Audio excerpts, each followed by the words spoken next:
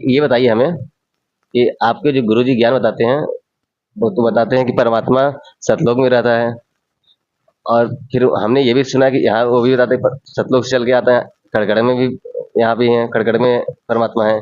तो ये दोनों हमको समझ नहीं आ रहा है, ये चक्कर क्या है दोनों चीज का? अगर सतलोक में है तो यहाँ कैसे, और यहाँ है तो सतलोक में कैसे रहते हैं? थोड़ा इसको हमको स्पष्ट बताइए आप। आपका प्रश्न ये है कि जैसे परमात्मा जब सतलोक में है वहां रहता है, जी। और हमारे गुरु जी बताते भी हैं कि परमात्मा दिवलोक के तीसरे पृष्ठ पर है, सतलोक में है, सनातन परम धाम भी कहते हैं उसको, वहां पर रहता है। तो फिर एक दूसरी बात ये भी है कि परमात्मा कड़कड़ में है, कड़कड़ में व्यापक है। ये दोनों बात कैसे सही है? आपका ये प्रश्न है, यही ना? हाँ सर। पढ़ाई लिखाई कितनी है? आपका नाम बताइए। हमारा नाम सर सचिन यादव है, जौनपुर उत्तर प्रदेश से है, और हमारा पढ़ाई ग्रेजुएशन कंप्लीट हो चुका है। तो ग्रेजुएशन किस किस सब्जेक्ट से हैं आप? हम बीकॉम किए हैं, बीकॉम से ग्रेजुएशन। हाँ, तो पढ़ाई लिखाई अच्छी है तो ठीक है। मैं बताता हूँ, हमारे जो वेद कहते हैं वो यही बताते हैं कि परमात्मा दिवलोक के तीसरे पृष्ठ पर, सत्यलोक जिसको कहते हैं, वहां पर परमात्मा रहता है। सशरीर है, राजा के समान दिखता है, और उसके शरीर में अरबों खरबों सूर्यों का प्रकाश है। समझ रहे हैं बात आप? आपने शायद ये सत्संग सुना है, इसलिए आप मुझसे प्रश्न कर रहे हैं। नहीं, सतलोक नाम सुने, मतलब अभी तक तो स्वर्ग मृत्यु लोग ये सुनते हैं, लेकिन सतलोक ये मतलब थोड़ा अजीब लगा सुन के। ये सतलोक क्या होता है? हाँ ठीक है, मैं बता रहा हूँ, ये हमारे शास्त्रों में भी प्रमाण है, कबीर साहब भी बता रखे हैं कि वो सतलोक में परमात्मा रहते हैं। तो अब वो वहां पर रहते हैं तो वो चलकर आते हैं, ये बात सही है। अच्छी आत्माओं को मिलते हैं और उनको तत्व ज्ञान बताते हैं, जैसे वो आत्माओं को ढूंढते फिरते रहते हैं। जो श्रेष्ठ आत्माएं हैं उनसे वो मिलते हैं, और उसके बाद उनको तत्व ज्ञान देते हैं, और फिर वो जाना होता है तो सशरीर जाते हैं, वो माता के गर्भ में नहीं आती। ये भी आपने सुना होगा। तो आपका जो प्रश्न है कि वो वहां आए तो वहां से हटकर यहाँ चले आए। सर अभी आप बोल रहे हैं यहाँ से, मतलब वहां से चल कर आए, अगर वहां से चल कर वहां तो खाली हो जाता होगा स्थान, तो वहां फिर तब यहाँ वहां कौन देखता होगा अगर आ जाते हैं यहाँ पे? तो ये चीज थोड़ा बताइए। नहीं, खाली नहीं होता है। जी। परमात्मा वो चाहे जितनी जगह रह ले, वो उसकी मर्जी है। जैसे वहां पर भी है तो यहाँ पर भी है, तो वहां पर भी है, चाहे जितने रूपों में भी है। अनंत रूप वो बना सकता है, अनंत जगह खड़ा हो सकता है एक साथ। तो जो सतलोक क्या है, उसका मूल निवास है। जैसे हम खलीलपुर में रहते हैं, जी। आप जो है कि लखनी पट्टी रहते हैं, जी। तो आपका घर क्या हुआ? लखनी पट्टी।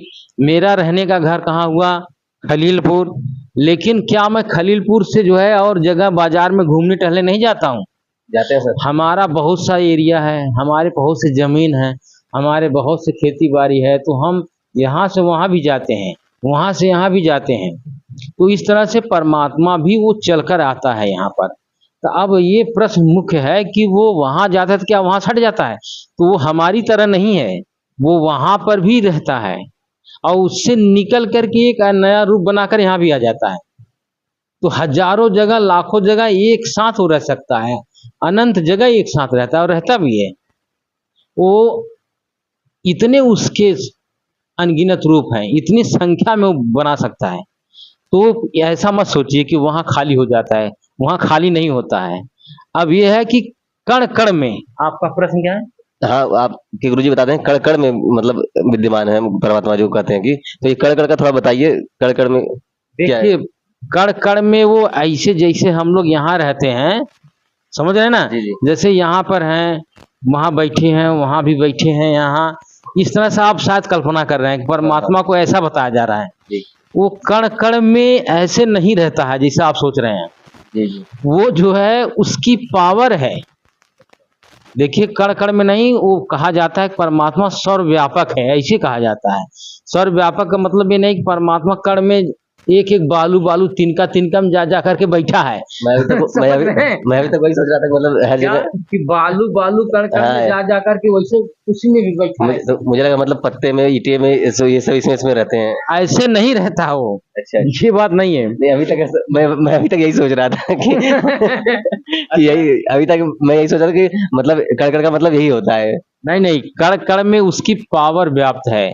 उस पावर को परानंदनी शक्ति कहते हैं, समझ रहे हैं ना? अच्छा। अथर्ववेद के एक मंत्र में ये लिखा हुआ है कि परमात्मा जब उस शक्ति को उत्पन्न किए थे, उस शक्ति का नाम परानंदिनी है, राजेश्वरी शक्ति है, राष्ट्रीय शक्ति है, और हमारे गुरुजी ने ज्ञान गंगा में भी इसको लिखा है। जी सर। वो शक्ति किसकी है? परमात्मा की। वो शक्ति क्या है? कण कण में व्याप्त है। सुनिए, समझिए ध्यान से। परमात्मा कहाँ रहता है? दिवलोक के तीसरे जो सत्यलोक में। वहां से वो चल करके समय समय पर आता रहता है, लोगों से मिलता रहता है, और उसके अलावा उसकी एक पावर व्याप्त है हर जगह, कण कण में व्याप्त है। वो कौन सी पावर है? क्या बताया मैंने? परानंदिनी शक्ति, राजेश्वरी शक्ति, राष्ट्रीय शक्ति, इसी को कहते हैं। और ये शक्ति जो है अनंत काल से, सदा से है। परमात्मा ने इस शक्ति को वचन से उत्पन्न किया था और इसको आदेश दिया था कि सारे ब्रह्मांड को ये कंट्रोल करे। तो वो शक्ति कण कण में व्याप्त है। वो समय समय पर इन सारे चीज़ों का नाश कर देती है।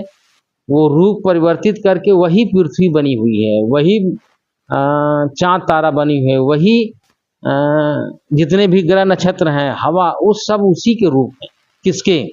परमात्मा के। परानंदिनी परमात्मा के रूप नहीं है, वो उसकी शक्ति के रूप है सभी। ये सब जो शक्तियाँ बताएं, तीनों शक्ति, तो वो जो है क्या करती है वो शक्ति? ये द्रव्य भी बन जाती है, जैसे पृथ्वी के रूप बनी है, वही बनी है। जब ये नष्ट होगा पृथ्वी का, एक समय आएगा, परमात्मा ने उस शक्ति को आदेश दे रखा है, तो एक समय बाद इस शक्ति, ये पृथ्वी भी नाश हो जाएगी। यानी ये किस में बदल जाएगी? उस शक्ति में बदल जाएगी, परानंदी एनर्जी। जैसे आइंस्टीन का समीकरण है ना, E=mc², ठीक उसी के नियमानुसार ये चेंज हो जाएगी। तो पर ये इसमें कोई नहीं रोक सकता इसको, पृथ्वी अंत हो जाएगा। इसी तरह सूर्य भी अंत हो जाएगा, उसको भी नहीं रोक सकता कोई। फिर वो शक्ति क्या करेगी? फिर ऐसे उत्पन्न करेगी, उत्पन्न हो जाएगी, रूप पकड़ लेगी, नया सूर्य बन जाएगा। आज भी हो रहा है ब्रह्मांड में, आगे भी होगा। यानी वो शक्ति एनर्जी में कन्वर्ट होगी, वो द्रव्य के रूप में कन्वर्ट होगी। इसका सूत्र है E=mc², जो आइंस्टीन ने ये समीकरण दिया था। तो वहां पर भी फार्मूला ये लागू होता है। आप समझ रहे हैं ना ये? हाँ सर। तो सर्वव्यापक कैसे हुआ? इस शक्ति से सारी खबर रखता है वो। जैसे हम एक टावर चलाते हैं और मोबाइल से कनेक्ट नहीं होता सब चीजें, हाँ। तो क्या वो टावर उस मोबाइल में है? नहीं। उसकी पावर मोबाइल है, और ठीक उसी तरह से वो पावर मिल रही है, वो कार्य कर रहा है, और उस टावर के द्वारा उस टावर को चलाने वालों को सब खबर हो रही है। जी जी सर। आप समझे ना? हाँ, जैसे हमारा मोबाइल हमारे पास नेटवर्क जो पकड़ता है, आप उसी पावर की बात कर रहे हैं। हाँ, तो वो इस तरह से परानंदिनी शक्ति है उसकी।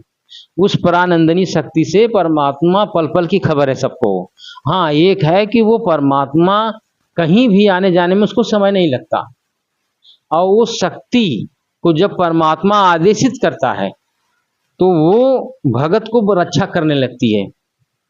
जैसे परमात्मा से नाम दीक्षा लिया आपने संत रामपाल जी महाराज से, तो वो परमात्मा से वो कनेक्ट है। किससे? कबीर साहब से, कबीर देव से, परमात्मा से। और उस परमात्मा से कनेक्शन इनका है, और इनसे किसका है? हम लोगों का है। तो वो पावर से ही कनेक्ट है ये। तो जैसे हम एक्सीडेंट भगत का होता है ना झट से, तो परमात्मा आकर के ऐसे थोड़ी उठा लेता है फट से। उसकी पावर हमेशा आपके साथ है। अगर आप गलती नहीं किए हैं, आप कनेक्शन जुड़ा है, तो पावर तुरंत काम कर जाएगी, क्योंकि वो परमात्मा नाम दीक्षा लेने के बाद वो पावर काम करने लगती है, आपकी सिक्योरिटी में लग जाती है वो। जी सर। बोलिए, समझ रहे हैं आप? हाँ सर, आपकी बात तो समझ रहे हैं हम। क्या नाम दीक्षा लेने के बाद क्या होता है मालूम है? नाम दीक्षा लेने, यहाँ पे बताइए, नाम दीक्षा लेने के बाद क्या क्या मतलब? हाँ, नाम दीक्षा लेने के बाद वो पावर एक्टिव होती है, जो परमात्मा की पावर है, जो कह रहा हूँ सारे कंट्रोल कर रही है, वो आपको संभालती है पूरी तरह, बच्चे की तरह। लेकिन वो तब तक संभालेगी जब तक आप उस परमात्मा के नियम को फॉलो करते रहेंगे। जो ही इसको नियम फॉलो नहीं करेंगे, वो डिस्कनेक्ट हो जाएगा, और उसके बाद तुरंत आपको सुरक्षा मिलना बंद हो जाएगा। इसी को कहते हैं नामखंड होना। नामखंड होने मतलब कनेक्शन मतलब टूट जाएगा, कनेक्शन टूट जाना। तो वो शक्ति है, इसका मतलब ये नहीं कि आपको छोड़ दी है, वो अपने तरीके से तब काम करना शुरू कर दी जो पहले करती थी। वो किसी का जो है कि सिस्टम जो बना है उसके अनुसार वो चलेगी तब। जी सर। बस सिंपल सी बात है, समझ गए आपकी? नहीं तो परमात्मा हर जगह कैसे है? सर्वव्यापक है। कैसे? अपने पावर से व्याप्त है।